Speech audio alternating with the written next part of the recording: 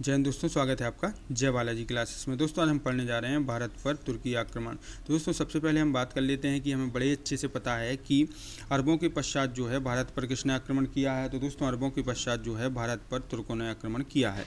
इसके पश्चात हम बात करें दोस्तों कि तुर्क कौन थे। तो दोस्तों तुर्क जो हैं चीन के उत्तरी पश्चिमी सीमाओं पर रहने वाली एक अशब्य व बर्बर जाति थी। तो आइए दोस्तों देखते हैं तुर्की आक्रमण की बात करें। तो दोस्तों अरबों के पश्चात जो है तुर्कों ने भारत पर आक्रमण किया। इसके पश्चात हम बात करें दोस्तों तुर्क कौन थे। तो दोस्तों तुर्क जो हैं चीन की उत्तरी पश्चिमी सीमाओं पर निवास करने वाली अशब्य व बर्बर जाति थी। ठीक, चलिए इसके पश्चात हम बात करें दोस्तों तुर्क आक्रमणकारियों के अंतर्गत सर्वप्रथम हम पढ़ने वाले हैं अल्पतकीन के बारे में, उसके पश्चात पढ़ेंगे सुबुक्तगीन के बारे में और उसके पश्चात पढ़ेंगे महमूद गजनवी के बारे में। तो दोस्तों सबसे पहले हम बात करें दोस्तों अल्पतकीन की। तो दोस्तों अल्पतकीन जो है यह है गजनी साम्राज्य का संस्थापक है। साथ ही साथ दोस्तों यह यामनी वंश अर्थात गजनी वंश का भी संस्थापक है। इसके बाद हम बात करें दोस्तों कि अल्पतकीन जो है वह किसका दास था। तो दोस्तों अल्पतकीन जो है बुखारा के समनी वंश के शासक अबुल मलिक का दास था। ठीक, इसके पश्चात हम बात करें दोस्तों कि अल्पतकीन ने जो है किस वंश के पतन के पश्चात मध्य एशिया में अपना स्वतंत्र राज्य स्थापित किया। तो दोस्तों अल्पतकीन ने जो है शमनी वंश के पतन के पश्चात मध्य एशिया में अपना स्वतंत्र राज्य स्थापित किया और अफगान प्रदेश के किस नगर को अपनी राजधानी बनाया। तो दोस्तों अफगान प्रदेश के गजनी नगर को अपनी राजधानी बनाया। तो दोस्तों आइए देखते हैं कि अल्पतकीन जो है गजनी साम्राज्य व यामनी वंश अर्थात गजनी वंश का संस्थापक था। इसके पश्चात हम बात करें दोस्तों कि यह किसका दास था। तो दोस्तों यह बुखारा के समनी वंश के शासक अबुल मलिक का दास था। यहाँ पर दोस्तों शुरू की मात्रा लगा लेना, अबुल मलिक का दास था। ठीक, चलिए इसके पश्चात हम बात करें दोस्तों कि किस वंश के पतन के पश्चात अल्पतकीन ने मध्य एशिया में अपना स्वतंत्र राज्य स्थापित कर लिया। तो दोस्तों समनी वंश के पतन के पश्चात अल्पतकीन ने मध्य एशिया में अपना स्वतंत्र राज्य स्थापित कर लिया और दोस्तों अफगान प्रदेश के किस नगर को अपनी राजधानी बनाया। तो दोस्तों अफगान प्रदेश के गजनी नगर को जो है अपनी राजधानी बनाया। ठीक है, चलिए इसके पश्चात हम बात करें दोस्तों सुबुक्तगीन की। तो दोस्तों सुबुक्तगीन किसका दास और किसका दामाद था। तो दोस्तों सुबुक्तगीन जो है अल्पतकीन का दास और अल्पतकीन का ही दामाद था। ठीक, चलिए इसके पश्चात हम बात करें दोस्तों कि किसकी मृत्यु के पश्चात सुबुक्तगीन जो है गजनी की गद्दी पर बैठा। तो दोस्तों अल्पतकीन की मृत्यु के पश्चात सुबुक्तगीन जो है गजनी की गद्दी पर बैठा था। ठीक, इसके बाद हम बात करें दोस्तों कि भारत पर आक्रमण करने वाला प्रथम तुर्क शासक कौन था। तो दोस्तों भारत पर आक्रमण करने वाला प्रथम तुर्क शासक सुबुक्तगीन ही था। क्या होता है दोस्तों कि सुबुक्तगीन जब 986 ईस्वी में भारतीय सीमा पर आक्रमण करता है तो दोस्तों उस समय जो है अफ़गानिस्तान में हिंदू राजा जयपाल का शासन था, अर्थात अफ़गानिस्तान जो है हिंदू राजा जयपाल के अधीन था। तो इस स्थिति में क्या होता है तो दोस्तों इस स्थिति में 986 ईस्वी में सुबुक्तगीन और हिंदू वंशीय राजा जयपाल के मध्य युद्ध होता है, जिसमें दोस्तों राजा जयपाल की हार होती है, लेकिन दोस्तों बाद में दोनों पक्षों के मध्य क्या हो जाती है, संधि हो जाती है। तो आइए दोस्तों देखते हैं सुबुक्तगीन की बात करें। तो दोस्तों सुबुक्तगीन जो है यह अल्पतकीन का गुलाम तथा दामाद था। इसके पश्चात हम बात करें दोस्तों कि सुबुक्तगीन किसकी मृत्यु के पश्चात गजनी की गद्दी पर बैठा। तो दोस्तों सुबुक्तगीन जो है गजनी की गद्दी पर अल्पतकीन की मृत्यु के बाद बैठा था। ठीक, चलिए इसके पश्चात हम बात करें दोस्तों कि भारत पर आक्रमण करने वाला प्रथम तुर्क शासक कौन था। तो कौन था दोस्तों, सुबुक्तगीन। तो दोस्तों सुबुक्तगीन जो है भारत पर आक्रमण करने वाला प्रथम तुर्क शासक था। इसने भारत पर प्रथम आक्रमण कब किया था। तो दोस्तों प्रथम तुर्क आक्रमण इसने 986 ईस्वी में अर्थात सुबुक्तगीन ने किया। ठीक, इसके पश्चात हम बात करें दोस्तों कि सुबुक्तगीन ने जब भारतीय सीमा पर आक्रमण किया तो उस समय अफगानिस्तान किसके अधीन था। तो दोस्तों उस समय अफगानिस्तान जो है हिंदू राजा जयपाल के अधीन था। तो दोस्तों अंततः 986 ईस्वी में हिंदू वंशी राजा जयपाल और सुबुक्तगीन के मध्य क्या हुआ, युद्ध हुआ, जिसमें किसकी हार हुई। तो दोस्तों जिसमें जयपाल की हार हुई अर्थात पराजय हुई। अंततः दोस्तों बाद में क्या हुआ, दोनों पक्षों के मध्य संधि हो गई। ठीक, चलिए इसके बाद हम बात करें दोस्तों महमूद गजनबी की। तो दोस्तों महमूद गजनबी जो है किसका बड़ा पुत्र था? तो दोस्तों महमूद गजनबी जो है सुबुक्तगीन का बड़ा पुत्र था। तो दोस्तों महमूद गजनबी जो है गजनी के सिंहासन पर कब बैठा? तो कब बैठा दोस्तों? 998 ईस्वी में बैठा। तो दोस्तों जब यह गजनी के सिंहासन पर बैठा था तो उसकी उम्र उस समय कितनी थी? तो कितनी थी दोस्तों? 27 वर्ष थी। तो दोस्तों गजनी के सिंहासन पर बैठते समय महमूद गजनबी ने क्या प्रतिज्ञा की थी? तो दोस्तों गजनी के सिंहासन पर बैठते समय महमूद गजनबी ने प्रतिज्ञा की थी कि वह प्रत्येक वर्ष भारत पर आक्रमण करेगा। और दोस्तों महमूद गजनबी ने जो है 1000 ईस्वी से 1027 ईस्वी तक भारत पर कुल कितने आक्रमण किए हैं? तो कुल 17 आक्रमण किए हैं। और दोस्तों इसका जो है भारत पर आक्रमण करने के पीछे उद्देश्य क्या था? तो दोस्तों महमूद गजनबी का जो है भारत पर आक्रमण करने के पीछे उद्देश्य था भारत की धन संपत्ति को लूटना और इस धन संपत्ति की सहायता से मध्य एशिया में एक विशाल साम्राज्य की स्थापना करना। तो आइए दोस्तों देख लेते हैं महमूद गजनबी के बारे में। तो दोस्तों महमूद गजनबी की बात करें तो सुबुक्तगीन की मृत्यु के बाद उसका ज्येष्ठ पुत्र अर्थात बड़ा पुत्र महमूद गजनबी 998 ईस्वी में शासक बना और राज्यारोहण के समय उसकी आयु कितनी थी? तो कितनी थी दोस्तों? मात्र 27 वर्ष की थी। ठीक, चलिए इसके बाद हम बात करें दोस्तों कि गजनी के सिंहासन पर बैठते समय इसने क्या प्रतिज्ञा की थी? तो दोस्तों गजनी के सिंहासन पर बैठते समय महमूद गजनबी ने भारत पर प्रत्येक वर्ष आक्रमण करने की प्रतिज्ञा की थी। ठीक, चलिए इसके बाद शायद हम बात करें दोस्तों कि भारत पर इसके कुल आक्रमणों की कितनी संख्या है। तो दोस्तों महमूद गजनबी ने जो है 1000 से ईस्वी से 1027 ईस्वी तक भारत में कुल 17 बार आक्रमण किया है। ठीक, चलिए इसके आक्रमण का क्या उद्देश्य था? तो दोस्तों महमूद गजनबी के जो आक्रमण का उद्देश्य था भारत के धन को लूटना एवं इस धन की सहायता से मध्य एशिया में विशाल साम्राज्य की स्थापना करना। ठीक, चलिए इसके बाद हम बात करें दोस्तों कि 1000 से 1001 ईस्वी में जब महमूद गजनबी भारत पर पहला आक्रमण करता है तो कहाँ पर करता है दोस्तों? पंजाब में करता है। तो दोस्तों पंजाब में उस समय शासक कौन होता है? तो दोस्तों पंजाब में उस समय शासक जयपाल होता है। तो दोस्तों जब 1001 ईस्वी में महमूद गजनबी आक्रमण करता है पंजाब पर तो उस समय वहाँ के शासक जयपाल और महमूद गजनबी के मध्य 1001 ईस्वी में पेशावर का युद्ध होता है और इस युद्ध में जो है दोस्तों राजा जयपाल की हार होती है। तो दोस्तों जब हार होती है तो उसके पश्चात महमूद गजनबी क्या करता है? राजा जयपाल एवं उसके पुत्र और पौत्रों को बंदी बना लेता है। तो दोस्तों बंदी बना लेता है, उसके पश्चात क्या होता है? तो दोस्तों उसके पश्चात महमूद गजनबी से पराजित होने के पश्चात राजा जयपाल अपने को अपमानित महसूस करते हैं। तो उस स्थिति में राजा जयपाल अपने पुत्र आनंदपाल को अपना राज्य सौंप कर स्वयं चिता में भस्म हो जाते हैं। तो आइए दोस्तों देख लेते हैं पेशावर का युद्ध। दोस्तों पेशावर का युद्ध कब होता है? तो दोस्तों पेशावर का युद्ध तब होता है जब महमूद गजनबी भारत पर पहला आक्रमण करते हैं। कहाँ पर? पंजाब में। तो दोस्तों इस स्थिति में पेशावर का युद्ध 1001 ईस्वी में यह युद्ध हिंदू शाही वंश के शासक जयपाल और महमूद गजनबी के बीच हुआ, जिसमें किसकी पराजय हुई? तो दोस्तों जिसमें जयपाल की पराजय हुई। अब दोस्तों महमूद गजनबी ने क्या किया? तो दोस्तों महमूद गजनबी ने जयपाल एवं उसके पुत्र एवं पौत्रों को बंदी बना लिया। अब दोस्तों इसके पश्चात क्या होता है? तो दोस्तों इसके पश्चात महमूद से पराजित होने से अपमानित जयपाल अपने पुत्र आनंदपाल को राज्य सौंपकर स्वयं चिता में भस्म हो गया। ठीक, चलिए इसके पश्चात हम बात करें दोस्तों बेहिंद के युद्ध की। तो दोस्तों बेहिंद का युद्ध जो है कब होता है? तो कब होता है? 1008 ईस्वी में होता है। और किस किस के मध्य होता है? तो दोस्तों यह युद्ध महमूद गजनबी और आनंदपाल के मध्य होता है। इस युद्ध में दोस्तों किसकी पराजय होती है? तो दोस्तों इस युद्ध में आनंदपाल की पराजय होती है। तो आइए दोस्तों देख लेते हैं बेहिंद का युद्ध कब हुआ? तो दोस्तों कब हुआ? 1008 ईस्वी में।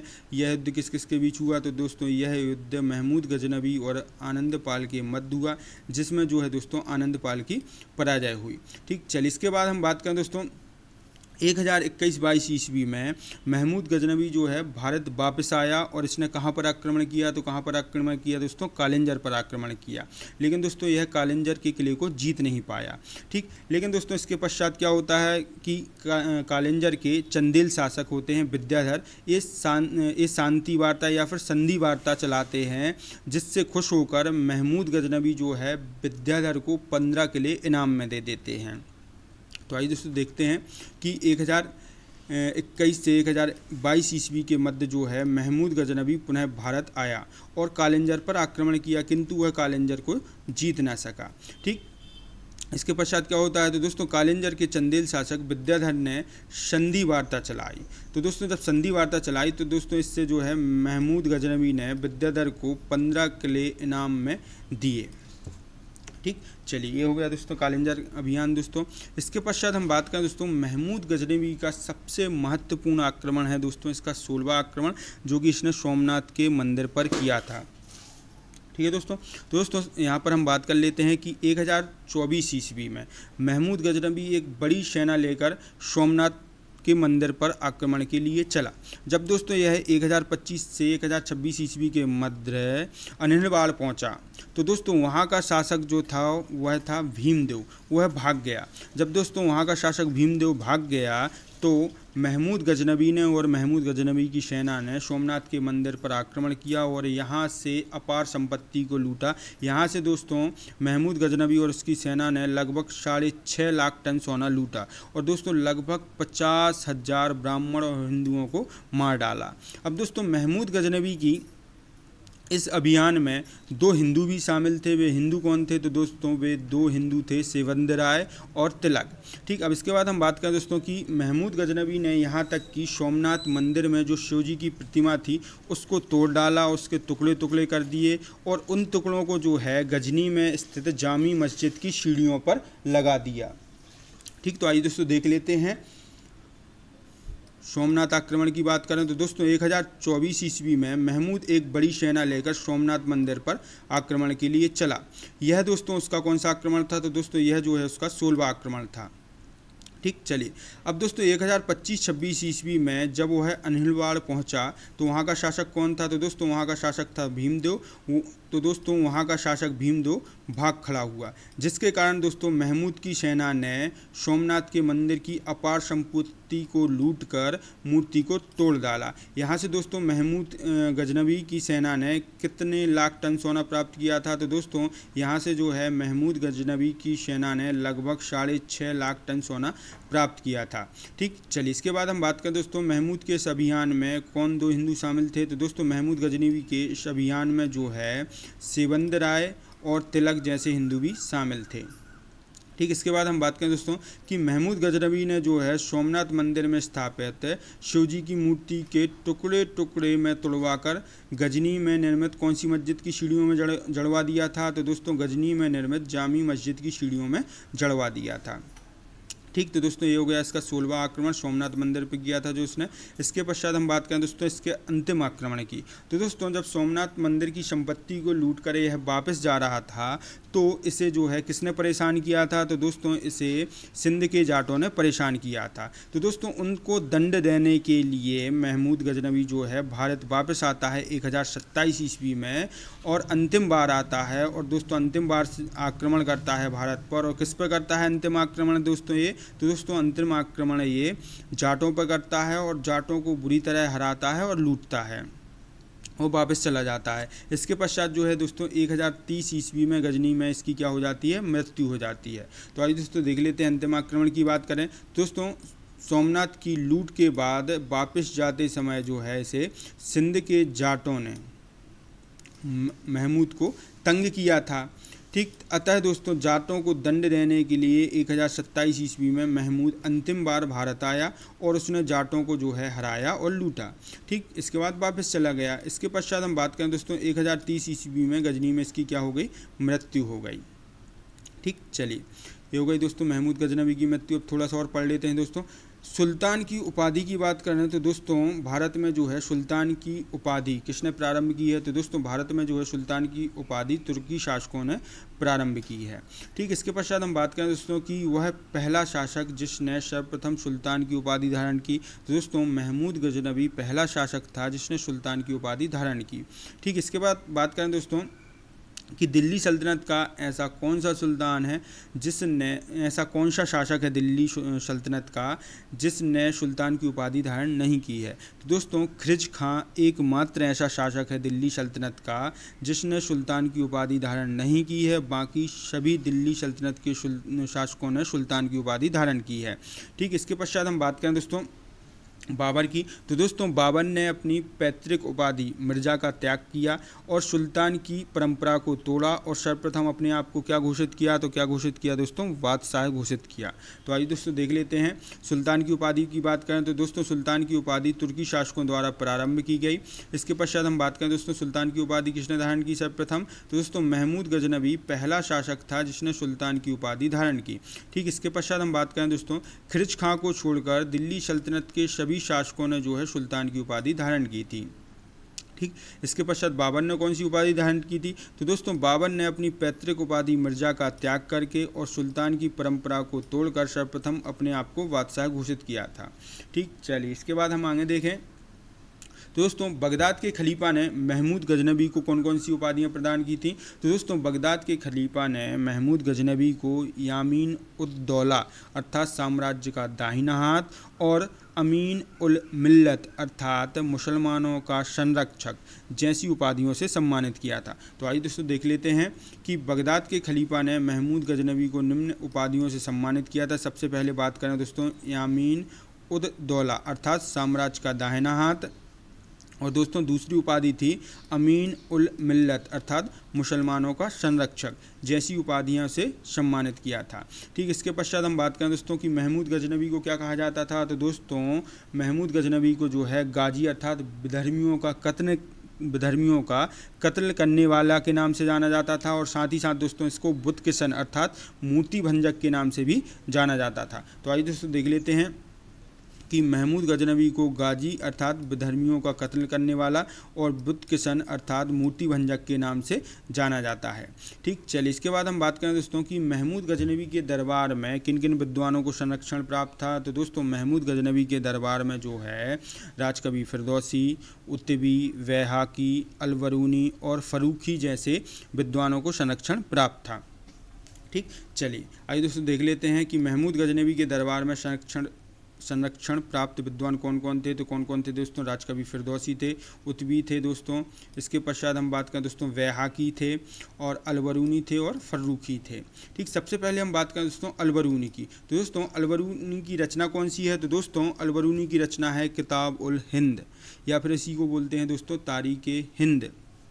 यह पुस्तक जो है दोस्तों भारत की 11वीं शताब्दी का दर्पण माना जाता है। इसे भारत का 11वीं शताब्दी का दर्पण किसे माना जाता है, तो किसे माना जाता है दोस्तों अलबरूनी की रचना किताब उल हिंद को माना जाता है। ठीक, इसके पश्चात हम बात करें दोस्तों कि भगवत गीता और पुराणों का अध्ययन करने वाला पहला मुसलमान कौन था। तो दोस्तों भगवत गीता और पुराणों का अध्ययन करने वाला पहला मुसलमान अलबरूनी था।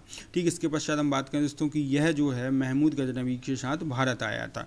तो आइए दोस्तों देख लेते हैं अलबरूनी की बात करें तो दोस्तों किताब उल हिंद या फिर तारीख ए हिंद किसकी रचना है, तो किसकी रचना है दोस्तों अलबरूनी की रचना है। इसके पश्चात हम बात करें दोस्तों भगवत गीता और पुराणों का अध्ययन करने वाला पहला मुसलमान कौन था, तो कौन था दोस्तों अलबरूनी था। ठीक, इसके पश्चात हम बात करें दोस्तों कि यह अर्थात अलबरूनी जो है महमूद गजनबी के साथ भारत आया था। ठीक, चलिए इसके बाद हम बात करें दोस्तों फिरदौसी की। तो दोस्तों शाहनामा किसकी रचना है, तो दोस्तों शाहनामा जो है फिरदौसी की रचना है। अब दोस्तों फिरदौसी की रचना शाहनामा में ही सर्वप्रथम फारसी भाषा का प्रयोग किया गया था। ठीक, इसके पश्चात हम बात करें दोस्तों फिरदौसी को क्या कहा जाता है, तो दोस्तों फिरदौसी को जो है पूर्व का होमर कहा जाता है। ठीक, इसके पश्चात हम बात करें दोस्तों यह भी महमूद गजनबी के साथ भारत आया था। तो आइए दोस्तों देख लेते हैं कि फिरदौसी की रचना कौन सी है, दोस्तों शाहनामा है। इसी शाहनामा में जो है दोस्तों सर्वप्रथम फारसी भाषा का प्रयोग किया गया था। ठीक, इसके बाद फिरदौसी को क्या कहा जाता है, तो दोस्तों फिरदौसी को पूर्व का होमर कहा जाता है। इसके बाद हम बात करें दोस्तों यह अर्थात फिरदौसी भी महमूद गजनबी के साथ भारत आया था। ठीक, इसके बाद हम बैहाकी की बात करें तो दोस्तों तारीख ए मसूदी किसकी रचना है, तो किसकी रचना है दोस्तों वैहाकी की रचना है। दोस्तों बैहाकी को जो है लैंडलूप ने कौन सी उपाधि दी थी? तो दोस्तों बैहाकी को जो है लैंडलूप ने पूर्वी पेप्स की उपाधि दी थी। इसके पश्चात हम बात करें दोस्तों कि बैहाकी भी महमूद गजनवी के साथ भारत आया था। तो आइए दोस्तों देखते हैं कि बैहाकी की रचना कौन सी है। तो कौन सी है दोस्तों? तारीख मसूदी है। इसके पश्चात बात करें दोस्तों बैहाकी को लैंडलूप ने कौन सी उपाधि दी थी? तो दोस्तों बैहाकी को जो है लैंडलूप ने पूर्वी पेप्स की उपाधि दी थी। इसके पश्चात हम बात करें दोस्तों कि यह अर्थात बैहाकी भी जो है महमूद गजनवी के साथ भारत आया था। ठीक, चलिए इसके बाद हम बात करें दोस्तों उत्बी की। तो दोस्तों उत्बी की रचना कौन सी है? तो दोस्तों किताब उल यामनी जो है उत्बी की रचना है। ठीक, इसके पश्चात हम बात करें दोस्तों कि उत्बी भी महमूद गजनवी के साथ भारत आया था। ठीक, तो उत्बी की बात करें दोस्तों कि उत्बी की रचना कौन सी है? तो दोस्तों उत्बी की रचना है किताब उल यामनी। ठीक, इसके बारे में एक विशेषता और क्या है दोस्तों कि यह अर्थात उत्बी जो है महमूद गजनवी के साथ भारत आया था। तो दोस्तों ये हो गया हमारा भारत पर तुर्की आक्रमण। ठीक, तो दोस्तों यदि आपको हमारे पढ़ाने का तरीका अच्छा लगता है तो हमारे चैनल को सब्सक्राइब करें, शेयर करें और हमारे वीडियो पर लाइक और कमेंट करना ना भूलें।